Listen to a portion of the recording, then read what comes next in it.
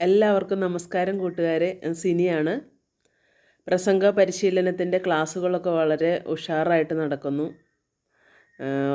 വളരെയധികം പേര് വിളിച്ചന്വേഷിക്കുന്നുണ്ട്. അതുപോലെ തന്നെ വളരെയധികം പേര് ജോയിൻ ചെയ്യാൻ ഓണം കഴിഞ്ഞൊക്കെ താല്പര്യം പ്രകടിപ്പിച്ചിട്ടുണ്ട്. എല്ലാവർക്കും നന്ദി.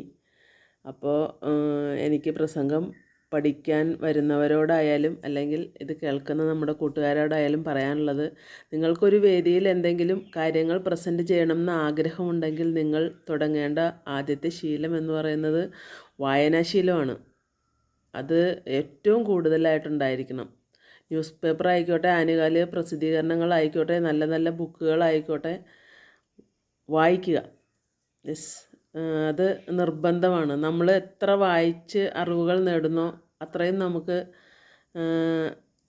സംസാരിക്കാനായിട്ട് പദങ്ങൾ കിട്ടും, പദസമ്പത്തുകൾ കിട്ടും. എങ്കിൽ മാത്രമേ നമുക്ക് ഇപ്പോൾ സ്റ്റേജ് ഫിയർ മാറിയാൽ കൂടി, വേദിയിൽ നിന്ന് സംസാരിക്കാനുള്ള സഭാകമ്പമൊക്കെ മാറിയാൽ കൂടി നമുക്ക് നമ്മളുടെ അവതരണ ശേഷി നന്നാക്കി എടുക്കണമെന്നുണ്ടെങ്കിൽ, അതായത് നമ്മുടെ പ്രസൻറ്റേഷൻ സ്കില്ലും കമ്മ്യൂണിക്കേഷൻ സ്കില്ലും വർദ്ധിപ്പിക്കണമെന്നുണ്ടെങ്കിൽ ഒരു കാര്യവും കേട്ടതുകൊണ്ട് മാത്രം കാര്യമില്ല, വായിക്കണം.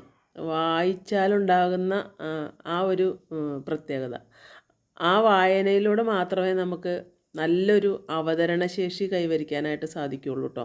ഇപ്പം എല്ലാവരും സ്റ്റേജ് ഫിയർ ഉള്ളവരൊന്നുമല്ല. അങ്ങനെ കാര്യങ്ങൾ അവതരിപ്പിക്കാൻ കഴിവുള്ള ഇഷ്ടം പോലെ പേരുണ്ട്. പക്ഷേ അവർക്ക് അവതരിപ്പിക്കാനുള്ള അവസരങ്ങൾ കിട്ടുമ്പോൾ അവർ പുറകോട്ട് പോകാനുള്ള കാരണം എന്ന് പറഞ്ഞാൽ, അവർക്കത് എങ്ങനെ അവതരിപ്പിക്കണം, എങ്ങനെ അതിനെക്കുറിച്ച് വിശദീകരിക്കണം, എക്സ്പ്ലെയിൻ ചെയ്ത് പറയാനായിട്ട് അറിയാത്തതാണ്.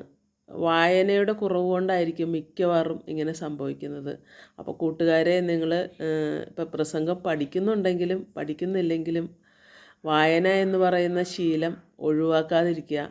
എപ്പോഴും അത് നമുക്ക് ജീവിതത്തിൽ മുതൽക്കൂട്ടായിരിക്കും.